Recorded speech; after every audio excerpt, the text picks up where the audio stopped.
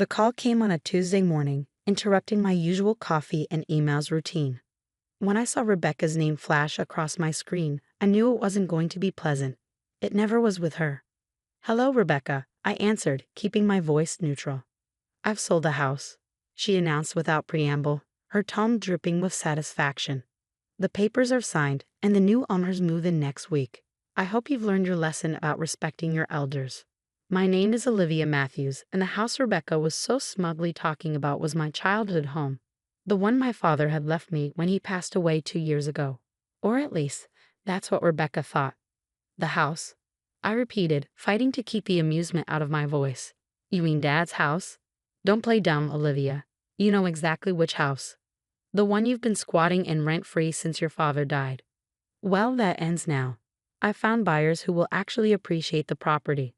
I took a slow sip of my coffee, remembering the meeting I'd had with Dad's lawyer, Mr. Harrison, just days after the funeral.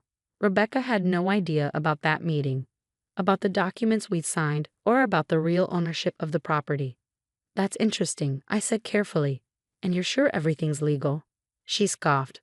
"Of course it's legal. I'm his widow, and the house was in his name. You may have been his precious daughter, but I have rights too. Maybe next time you'll think twice before questioning my decisions about the remodeling." There it was. The real reason behind this power play. 3 months ago, I'd stopped Rebecca from gutting the house's historic features: the hand-carved banisters, the original hardwood floors, the stained glass windows my father had lovingly restored over the years. She'd wanted to modernize everything, to erase every trace of the home my father had created. "I see," I said. "Well, I hope you got a good price for it." "Don't worry about the price," she snapped. "Just make sure you're out by next Friday. The new owners are eager to start their renovations." I could almost see her smirking, imagining me scrambling to pack up and move out. If only she knew. "Thanks for letting me know," I replied. "Goodbye, Rebecca." As I hung up, I couldn't help but smile. Rebecca had always underestimated me, just as she underestimated my father's foresight. She thought she knew everything about our family's affairs, but there was so much she didn't understand. I picked up my phone again and dialed Mr. Harrison's number. "Olivia," he answered warmly. "I was expecting your call." "She did it," I said. "She actually tried to sell the house." "Did she now?" I could hear the amusement in his voice. "Well, this should be interesting. Would you like me to set things in motion?" "Yes, please. And Mr. Harrison, make sure the buyers understand exactly what's happening. I don't want innocent people caught in Rebecca's mess." After hanging up, I walked through the house, my house, running my hand along the walls my father had painted, the door frames he'd restored, the window seats where we'd spent countless hours reading together. Every inch of this place held memories, stories, pieces of our life together. Rebecca had married my father 5 years ago, when I was 23. At first, she played the part of the caring stepmother perfectly, all smiles and sweet words. But after the wedding, her true colors started showing. She tried to drive a wedge between Dad and me, made snide comments about our close relationship, and constantly pushed to change things about our home. Dad saw through her eventually, but by then his health was failing. In his final months, he called me into his study one evening while Rebecca was at her weekly spa appointment. "Livy," he'd said, using his old nickname for me, "I need you to trust me. Things aren't what they seem with Rebecca, and I've made arrangements. When the time comes, go see James Harrison. He'll explain everything." I'd wanted to ask more questions, but Dad had been so tired, so weak. 2 weeks later, he was gone.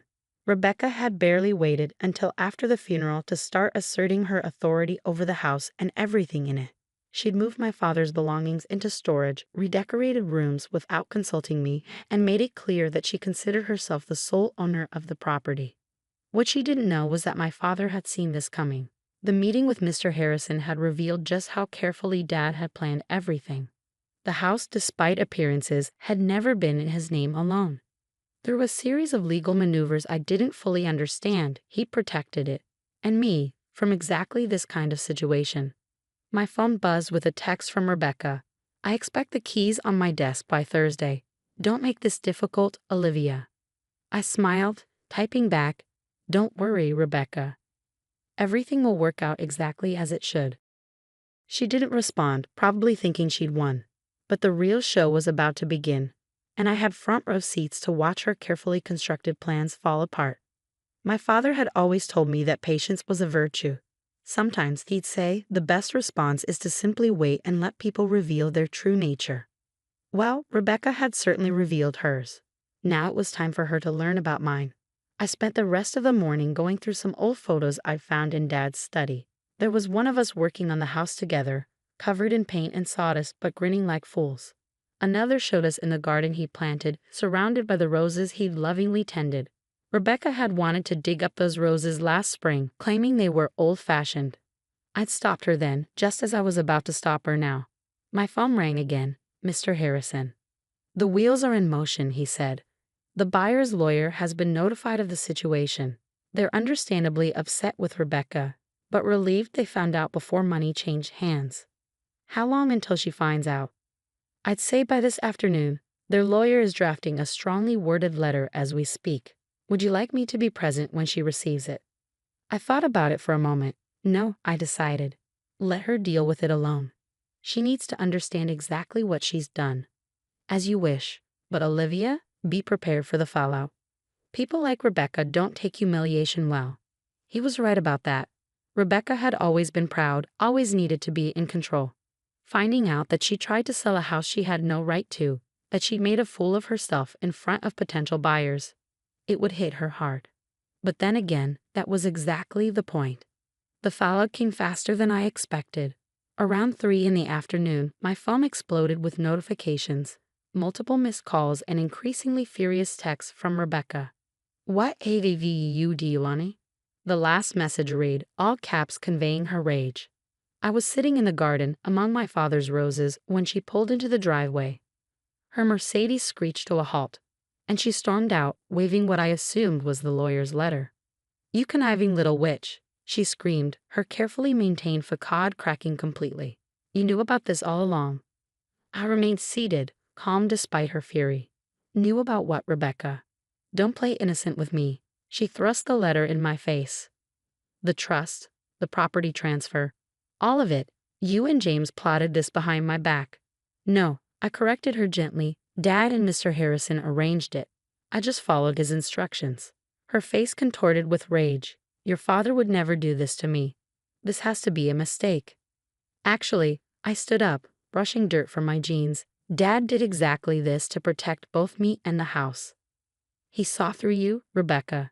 He knew exactly what you tried to do after he was gone."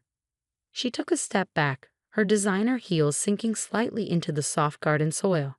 "That's impossible. He trusted me. He loved me." "Did he?" I asked quietly. "Or did he just let you think he did?" The color drained from her face as the implications of my words sank in. My father, the man she thought she fooled completely, had outmaneuvered her from beyond the grave.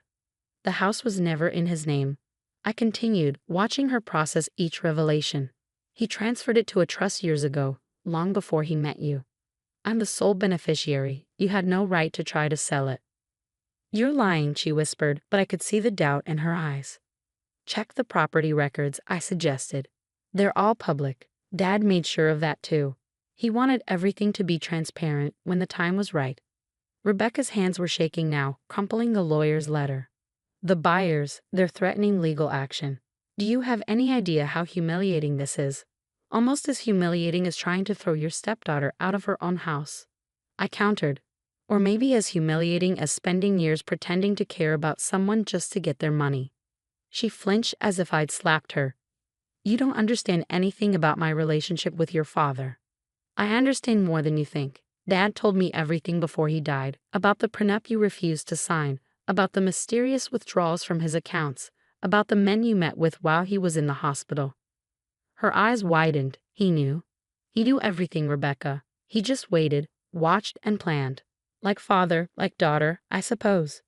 She took another step back, her expensive suit now stained with garden dirt.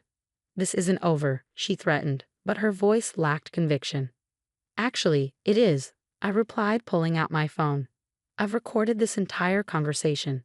Would you like me to add it to the file Mr. Harrison is building about your attempts to illegally sell property you don't own?" For the first time since I'd known her, Rebecca was speechless. She stood there, surrounded by my father's roses, looking completely lost. I'll make this simple, I said. Leave. Leave the house, leave me alone, and most importantly, leave my father's memory alone. If you try anything else, any more schemes, any more attempts to take what isn't yours, everything comes out. The affairs, the money, all of it. You wouldn't dare, she hissed. It would damage your precious father's reputation. I smiled, channeling the same quiet strength I'd always admired in Dad. His reputation can handle the truth, Rebecca. Can yours? She stared at me for a long moment, calculation visible in her eyes. Finally, her shoulders slumped slightly. Fine, she spat. Keep the house. Keep your little victory, but don't think this means you've won. I already have, I said simply. I won the moment Dad saw you for who you really are. She turned and stormed back to her car, her heels sinking into the grass with each angry step. As she drove away, I noticed she dropped the lawyer's letter in the garden. Picking it up, I smoothed out the crumpled paper. The legal language was complex, but the message was clear. Rebecca had no claim to the house, had never had any claim to it, and her attempt to sell it constituted fraud. My phone buzzed. A text from Mr. Harrison. How did she take it? About as well as we expected, I replied. But I think she's done. Your father would be proud, he wrote back. He always said you were stronger than anyone knew. I looked around the garden, at the roses Dad had tended so carefully, at the house he protected so thoroughly. He'd known this day would come, had prepared for it in ways I was only beginning to understand. Rebecca had thought she was teaching me a lesson about respect. Instead, she'd learned one about underestimating people, both the living and the dead. The weeks following Rebecca's confrontation brought unexpected changes. The house felt different somehow, lighter, as if a shadow had been lifted. I spent my evenings restoring rooms to their original state, undoing Rebecca's hasty modernization attempts. One evening, while sorting through boxes in Dad's study, I found a letter addressed to me in his familiar handwriting. The envelope was dated just days before his death. My hands trembled as I opened it. My dearest Livy, if you're reading this, then everything has played out as I expected. Rebecca has probably tried to take the house by now, and you've learned of the trust arrangements I made with James. I'm sorry I couldn't tell you everything while I was alive. Rebecca was watching too closely, and I needed her to believe she had won. You see, I discovered her true nature about a year into our marriage, but by then she had already shown her hand. The mysterious illness that landed me in the hospital? Not so mysterious after all. I had James investigate the occasional dizzy spells, the confusion, the gradual weakening. Rebecca had been adding something to my evening tea. Not enough to kill me quickly, but enough to make it look like natural decline. I played along, let her think she was succeeding. Meanwhile, I made arrangements to protect you and everything we built together. This house isn't just a building, Livy. It's our legacy, every repair and restoration a memory we shared. I know it must have hurt, watching me seem to choose her over you those last few months. Please forgive me for that deception. I needed her to believe she had complete control so she wouldn't suspect what was coming. There's more you need to know. Check behind the loose brick in the study fireplace. I left something there for you. Remember, strength isn't always about confrontation. Sometimes it's about patience, about waiting for the right moment to act. I love you, my darling girl. Dad. I sat there for a long time, tears falling onto the letter. Everything made sense now, his distant behavior in those final months, the cryptic conversations, the way he'd insisted on having tea alone with Rebecca every evening. Moving to the fireplace, I found the loose brick easily. Behind it was a small USB drive and another note. Show this to the police when you're ready. The drive contained videos from hidden cameras Dad had installed, footage of Rebecca adding something to his tea, of her secret meetings with other men, of her phone calls discussing her plans for after his death. He documented everything. My hands shaking, I called Mr. Harrison. James, I said when he answered, I found Dad's letter. And the drive. He was quiet for a moment. Are you ready to take the next step?